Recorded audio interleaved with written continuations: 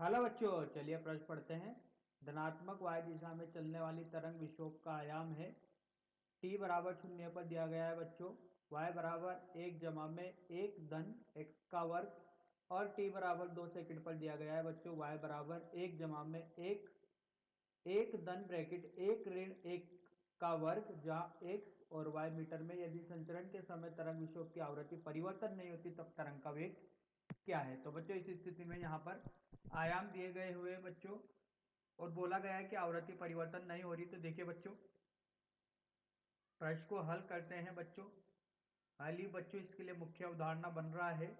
तो देखिए बच्चों, t बराबर 0 पर y जो यहाँ पर इसके पास विस्थापन है ये है 1 बटा जमा में 1 धन x का वर्ग। तो बच्चों x बराबर 0 पर y का मान देखते हैं। एक बराबर 0 पर y का मान मिलता है बच्चों 1 बटा 1 0। तो बच्चों ये हो गया। तो बच्चों x बराबर 0 पर y क्या मिल रहा है बच्चों? अधिकतम मिल रहा है। तो देखिए बच्चों, x बराबर 0 पर y अधिकतम मिल रहा है। तो बच्चों इसके लिए चित्र का निर्माण करते बच्चों। ये बच्चों y अक्ष, ये बच्चों x अक्ष। अब बच्चों x बराबर 0 पर t बराबर 0 है और इस स्थिति में y अधिकतम है। तो बच्चों ये कुछ चित्र कुछ इस प्रकार का होगा बच्चों। यहाँ पर ये y अधिकतम रहा होगा और ये किसके बराबर है? 1 के बराबर। अब बच्चों दूसरी स्थिति के लिए देखते हैं। तो t बराबर 2 सेकंड का समय है बच्चों। यहाँ t बराबर 0 सेकंड का समय था।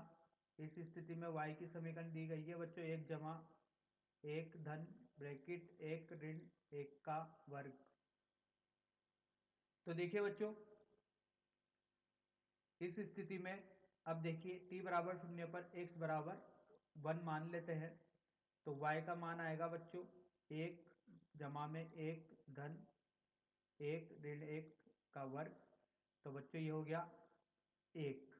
तो इस स्थिति में भी y का मान कितना मिला बच्चों? 1। तो बच्चों इस स्थिति में देखिए x बराबर 1 था, t बराबर 2 सेकंड था। इस स्थिति में बच्चों y का मान भी 1 ही प्राप्त हो रहा है। तो उसका ग्राफ भी कुछ इस तरीके से होगा बच्चों। ये y बराबर 1। तो बच्चों तय की गई तरंग का वेग बताना है। तो बच्चों वेग बराबर क्या होगा? दूरी बटा समय। दूरी बटा समय। तो बच्चों दूरी कितनी हो गई है? देखिए, जब ये x बराबर 0 पर था और अब x बराबर 1 पर है तो दूरी कितनी हो गई बच्चों? 1 मीटर।